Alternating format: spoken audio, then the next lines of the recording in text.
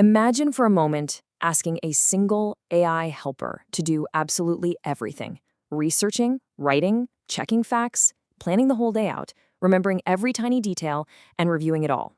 I mean, at first, it sounds incredibly powerful, right? You picture this solitary, brilliant genius just handling every single complex demand of your day with perfect grace. We often picture this deeply peaceful room, with maps and open books, where a solitary mind quietly works away. But the reality of a single AI trying to do absolutely everything, it looks far more frantic. Eventually, the sheer burden of all those overlapping responsibilities overwhelms even the brightest mind. The problem with our AI systems, it was actually never a lack of raw intelligence. The problem was always the overwhelming burden of responsibility. Part 1. The burden of one. So, to really understand where AI is heading, we have to look at exactly where a solo agent breaks down. In the source material, there's this really interesting story about Arya. She thought one incredibly smart AI helper could just do it all. That is, until she noticed something a bit strange. The schedule didn't quite match the budget. The poster didn't match the plan. Everything sounded perfectly fluent, yet something felt deeply wrong. She had created what researchers actually call fluent confusion. Think about a small restaurant. On a really quiet day, one brilliant helper can do the whole shebang: greet guests, cook the food, take the payments. But on a busy day, that exact same brilliant person starts dropping plates. Because the problem with the struggling system isn't a lack of intelligence, it's a lack of organized attention. Which brings us to the absolute core first principle of this entire explainer. Complex problems are rarely one problem. They are, in reality, bundles of responsibilities. Multi-agent systems aren't just about throwing more raw brain power at a problem, not at all. They are entirely about separating responsibilities so that clarity can actually survive the chaos. Part 2. Anatomy of helper. To truly grasp this, we need to step back, completely strip away the magic of AI, and build our understanding from scratch. Imagine slowly placing 4 physical objects on a wooden desk. First, a compass. This is the agent's goal. Without it, the agent just produces activity without any real direction. Second, a notebook. These are the instructions that actually shape its behavior. Third, a magnifying glass. This is the context, the very specific notes and constraints it's allowed to see. And finally, a calculator. These are the tools: goal, instructions, context, tools. That right there is an agent. But notice what isn't on that desk: a personality. An agent is not just a chatbot with a friendly name. It is a dedicated worker designed around a very specific job.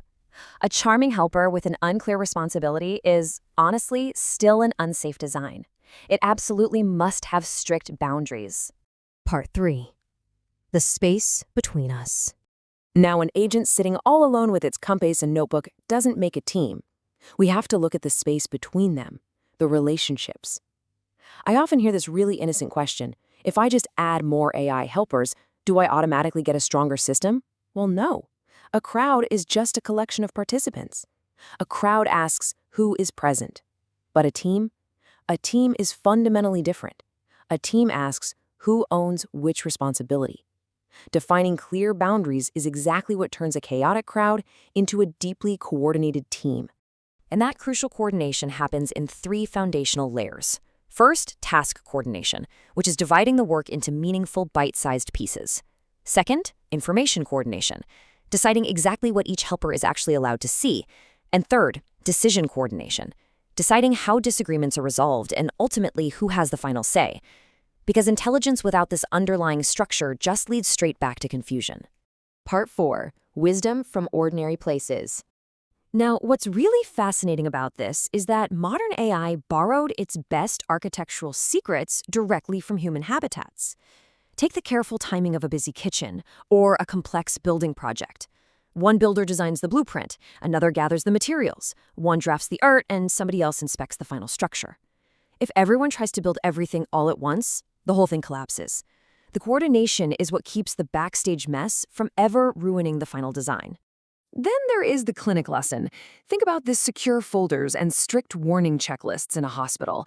A receptionist, a nurse, and a doctor all hold a specific piece of the work. But in this environment, the stakes are obviously much higher.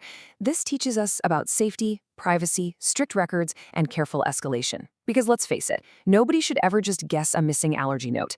In AI, these higher-risk tasks require exactly these kinds of unforgiving permission rules. Finally, we have the control room lesson. Here, we learn about system-wide monitoring. Somebody has to watch the whole picture and know exactly when to stop everything or call in an expert. In an AI team, this is the orchestrator. But remember, the orchestrator isn't some dictator bossing everyone around. It's more like a map keeper, ensuring that all these separate, beautiful efforts actually combine into one useful outcome. Part 5.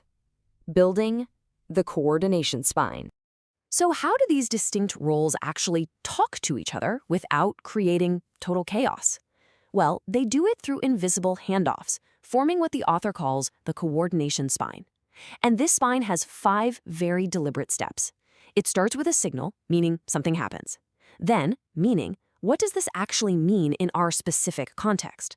Then, owner, who is responsible for handling this, followed by action, and finally feedback. An AI message just saying "I did the thing" is pretty useless. A message is only valuable if it carries the state of the work, the reasoning, the limits, and a crystal clear next action. Part 6. The human at the gate. As we build these incredible digital teams, routing all these signals in perfect harmony, we really have to ask, what is the ultimate role of the human in a fully automated world? Well, the human belongs at the gate. A human checkpoint is not a failure of AI. Actually, it's a wise door placed deliberately before consequence. When an action is irreversible, when the costs are high, when ethical trade-offs are present, or when safety and privacy are on the line, the system must pause. It prepares, it analyzes, it recommends, but it leaves the final consequence entirely to human judgment. Because as this powerful quote reminds us, an agent becomes dangerous when it can act without enough memory, boundaries, or review. The truest, most profound power of artificial intelligence does not lie in its ability to just do everything. It lies in its limits. It lies in its responsibility. So, I want to leave you with this final, provocative question. What are we trying to do? And how can many forms of intelligence help without losing the very reason we began? Multi-agent systems really aren't some mysterious software magic trick. They are fundamentally a beautiful reflection of human teamwork. It's organized common sense made explicit. Thank you so much for joining me on this explainer, and I truly hope this changes the way you look at the quiet coordination happening all around you.